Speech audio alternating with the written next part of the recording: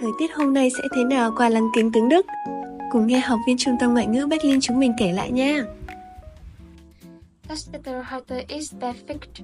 Es wird schön, wenn es morgen so sonnig wie heute ist, denn ich möchte morgen zum Strand gehen.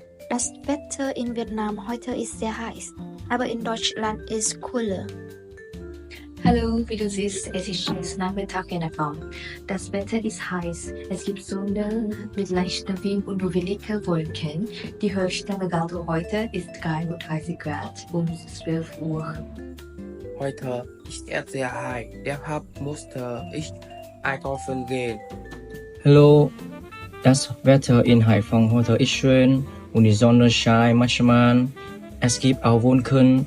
Die Temperatur ist heute 30 Grad.